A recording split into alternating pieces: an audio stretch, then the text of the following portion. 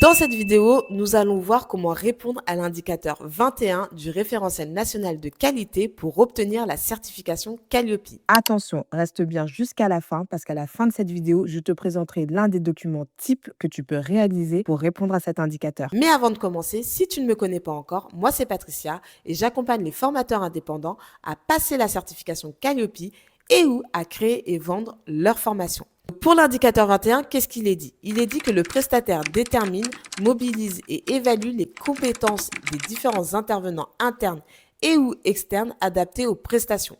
En d'autres termes, on veut voir comment tu fais pour évaluer les connaissances et les compétences des différents formateurs qui vont intervenir au sein de ton organisme de formation. Pour répondre à cet indicateur, voici ce que tu peux mettre en place.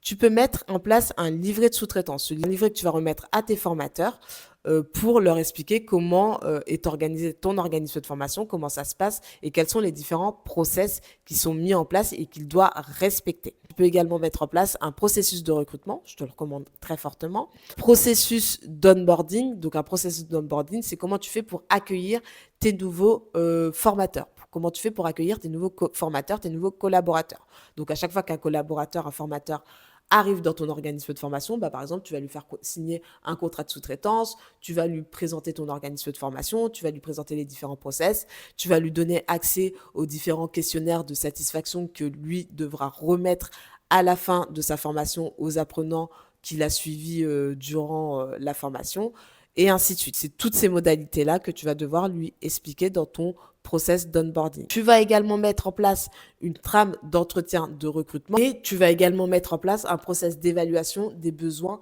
en recrutement. C'est-à-dire que quand tu vas lancer une formation, si demain tu décides de lancer une formation qui n'a rien à voir avec la thématique que toi, enfin l'une des thématiques que toi tu maîtrises, comment tu fais pour identifier le besoin, pour identifier les compétences qui sont nécessaires pour créer une formation pertinentes et qui répondent aux besoins de tes futurs apprenants. Le document que j'ai décidé de te présenter, c'est le processus à suivre pour identifier un besoin de recrutement.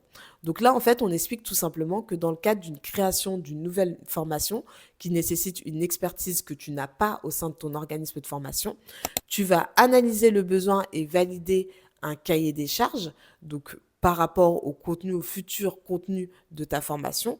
Tu vas rédiger une fiche de poste et après, tu vas partir dans un processus de recrutement pour dénicher le ou la formatrice qui va pouvoir créer la formation et présenter la formation à tes futurs apprenants. Voilà, donc pour cet indicateur, c'est tout ce qu'il fallait savoir et nous, on se retrouve dans une prochaine vidéo pour parler des prochains indicateurs.